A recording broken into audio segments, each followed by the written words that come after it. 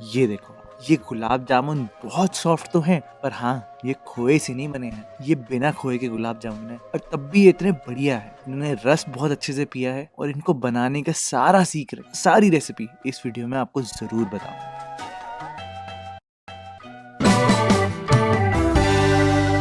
Hello दोस्तों, मैं हूं भरत और आपका स्वागत है भरत किचन हिंदी में। अब दिवाली पे मिठाई तो सभी खाते हैं, लेकिन अगर वो मिठाई घर पर बनी हो तो उसकी बात ही कुछ और हो जाती है ना। तो एक गुलाब जामुन की रेसिपी आप जरूर ट्राई करना, आपको सच में बहुत पसंद आएगी।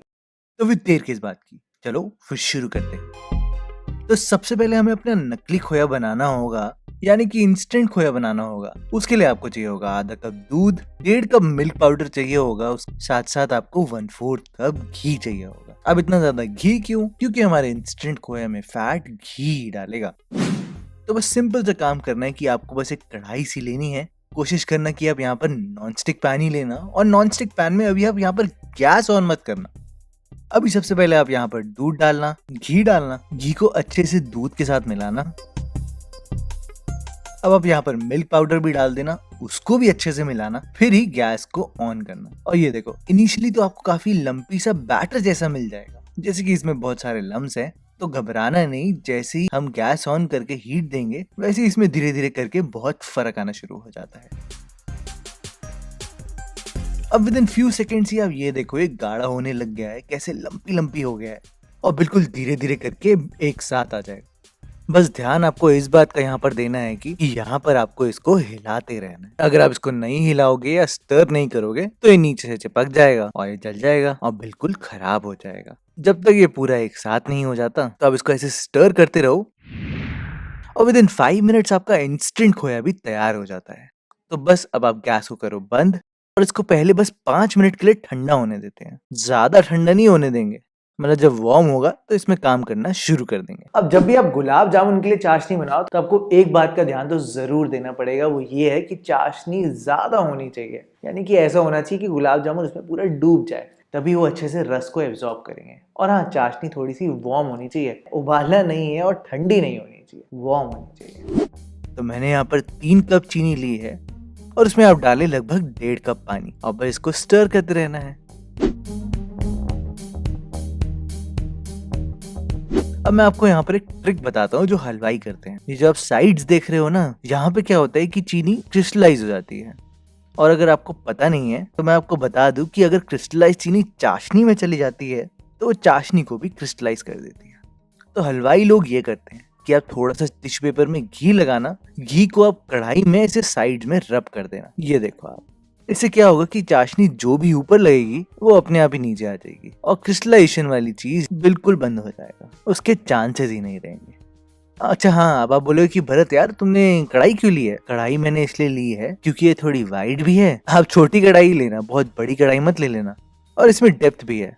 ये बहुत काम आएगी हमारे गुलाब जामुन रखने के लिए। गुलाब जामुन टूटेंगी भी नहीं, यानी एक के ऊपर एक भी नहीं होंगे, और डेप्थ भी होगी तो चाशनी को अच्छे से एब्जॉर्ब कर पाएंगे।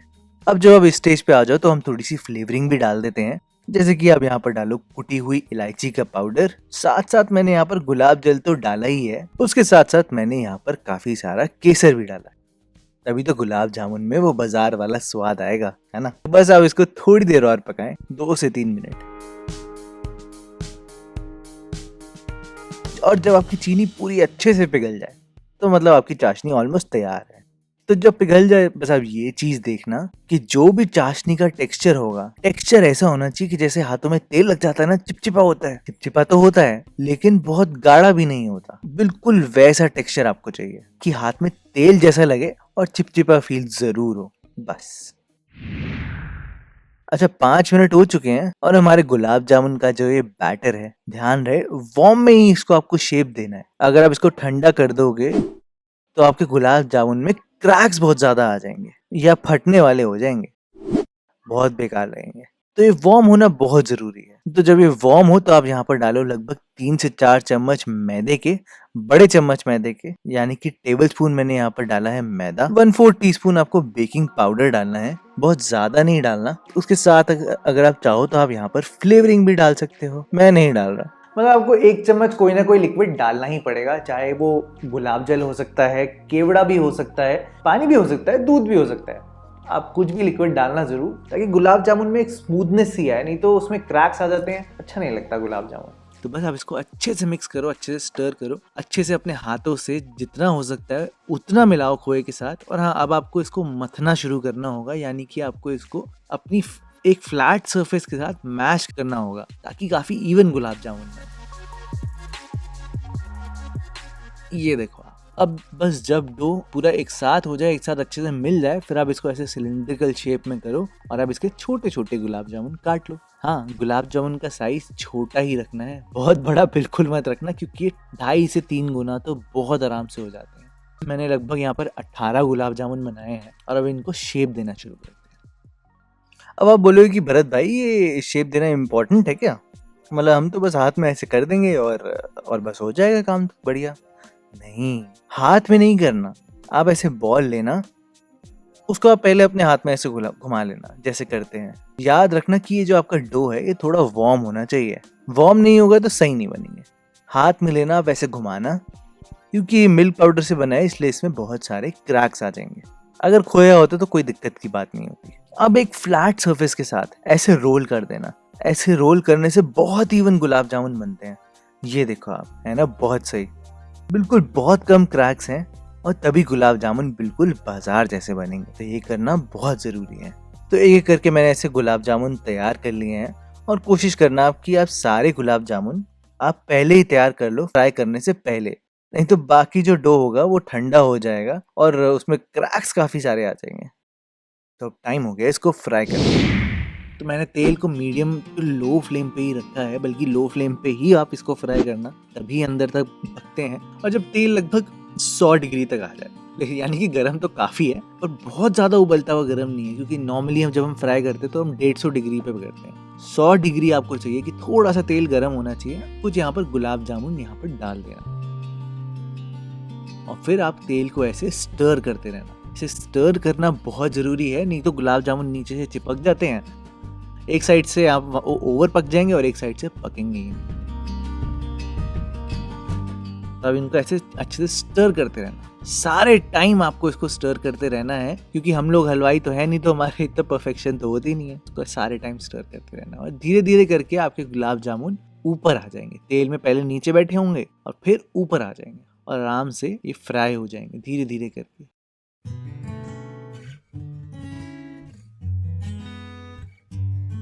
ये देखो आप, इसका कलर कितना बढ़िया आया है, बहुत ही अच्छा कलर ले लिया है। आप चाहो तो इसको थोड़ा और पकाना, मेरे को तो ऐसा कलर पसंद है तो मैंने इसको यहाँ तक पकाया। लग रहे हैं ना बहुत बढ़िया। और अब आपको यहाँ पर हाथ बहुत तेज चलाने हैं। सीधा ही आपको गुलाब जामुन निकाल के वार्म चाशनी में सीधा उठाते ही, बिल्कुल तेल नहीं निकालने रुकना, सीधा उठाते ही अपनी चाशनी में आपको डालना बस। और चाशनी में डालते ही आपको इनको डिप कर देना चाशनी में, ये बहुत जरूरी है। अब बस, अभी गुलाब जामुन नहीं खा सकते, अभी आपको इसको लगभग 2 से 3 घंटे चाशनी में ही रहना देना पड़ेगा, तभी ये बढ़िया होंगे। पहले ये फ्लोट कर रहे थे और वे धीरे धीरे करके जब चाशनी पी गए हैं तो नीचे आ गए हैं। अब आराम से गुलाब जामुन चाशनी पी जाते हैं आराम से पियेंगे चाशनी। तो आप इनको बिल्कुल रेस्ट करने देना और आप भी रेस्ट करना। तो दोस्तों, है ना बिल्कुल परफेक्ट गुलाब जामुन, शेप भी एकदम परफेक्ट है, स्मूथनेस भी है, अंदर तक तो चाशनी भी भरी है। अब इस मिठाई को तो जरूर बनाना बनता है, वो भी बिल्कुल परफेक्ट। तो इसी बात के लिए लाइक तो बनता है। दोस्तों, मेरी तरफ से आप सबको हैप्पी दिवाली।